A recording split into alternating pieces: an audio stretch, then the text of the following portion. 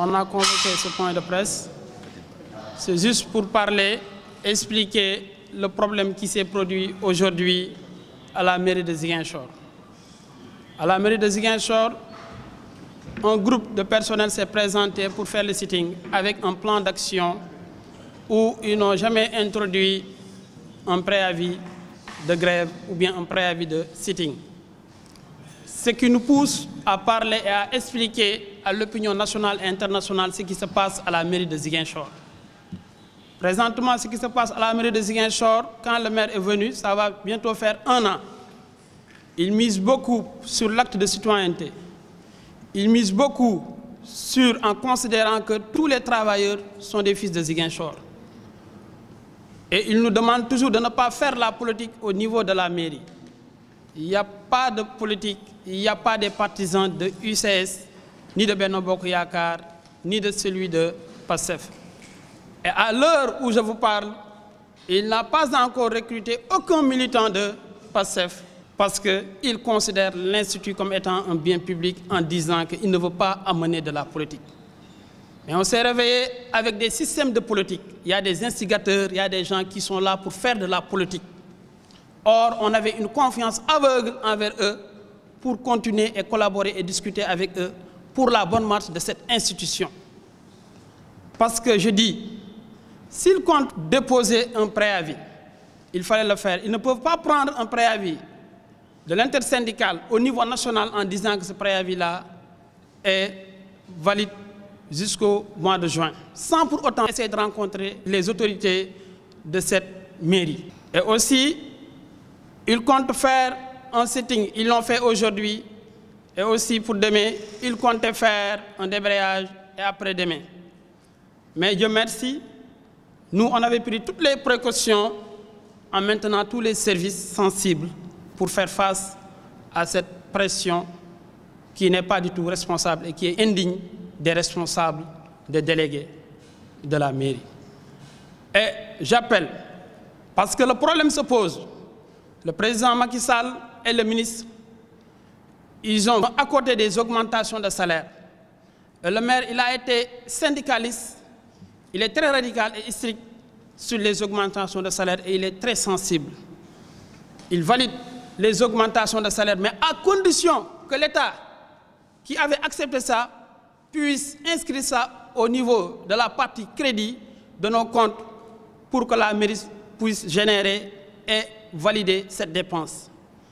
Parce que, après les simulations effectuées, il s'est trouvé que ces augmentations-là feront un montant de 18 millions le mois et un montant de 223 millions l'année, ce qui va nous faire une masse salariale annuelle de 800 millions.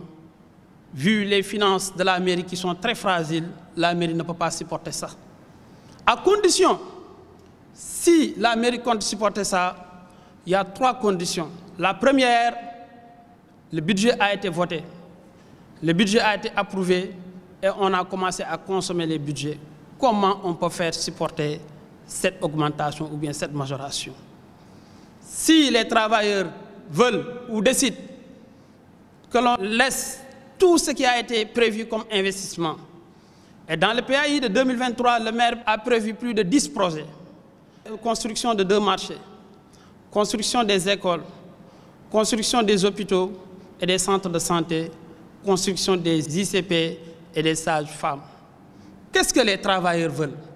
Ils veulent que l'argent qui a été prévu pour construire les marchés, pour construire les sages-femmes, que tout l'argent sera considéré à leur augmentation.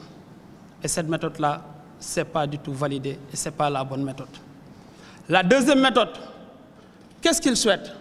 Le maire a eu à rencontrer tous les artisans, a eu à rencontrer les Jakartaman, a eu à rencontrer les tailleurs, les maçons, les mécaniciens, tout le monde pour les convaincre, pour leur montrer l'acte de citoyenneté qu'ils misent militer au sein de la mairie.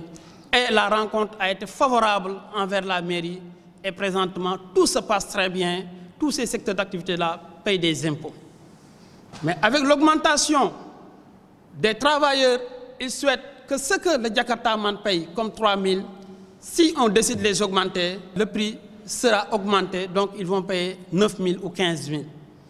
Ils souhaitent que ce que le maçon paye, ou bien ce que l'atelier, le menuisier paye, le mécanicien paye, le tailleur paye, qu'on les augmente. Cela veut dire tout ce qui est impôt local, les travailleurs souhaitent que la population les augmente. Et le maire n'avait pas défini ça au niveau de sa politique quand il demandait la mairie. Ça, c'est la deuxième méthode, ce n'est pas du tout bien.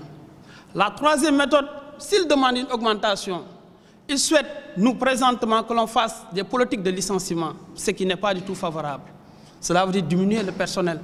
Et cette gap sera considérée et augmentée en leur faveur. Donc, vu les trois conditions qui ne sont pas du tout favorables à la mairie, avec les finances de la mairie qui sont très fragiles, on ne peut pas faire face à cette augmentation-là. Et ils devaient militer et miser sur les dialogues et ils ne l'ont pas du tout fait. Ils ont essayé de faire des menaces et des intimidations et des chantages envers les autorités municipales. Et cela, ça ne passera pas du tout. Moi qui gère le personnel, depuis 1 an, j'ai eu à discuter, j'ai eu à coopérer et je suis très réceptif et ouvert envers eux. Et le maire, il l'est aussi. Mais j'ai été très déçu pour ce comportement de ce jour. Aujourd'hui, je n'ai pas vu des agents municipaux, mais ce que j'ai vu, c'est des gens qui appartiennent à des partis politiques et qui veulent faire de la politique au sein de la mairie. Et sur ça, je dénonce lourdement ces actions-là. Parce que nous tous, ce qui nous intéresse, le maire accompagné de l'équipe municipale, accompagné de tout le monde, c'est la réussite et le développement de cette région. Et comme convenu, c'est pour cela qu'il a eu à faire augmenter le budget allant de 2 milliards jusqu'à 5 milliards. Et on a eu pas mal de projets à réaliser. Mais on ne peut pas réaliser ces projets avec des menaces. On ne peut pas réaliser ces projets avec des gens qui appartiennent à des positions politiques. Ils n'arrivent pas à digérer que jusqu'à présent, c'est le président Ousmane Sonko qui est le maire, à qui la population de Ziguinchor a confié cette belle ville. Et il a d'énormes projets à exposer. Sur ça, je vous remercie.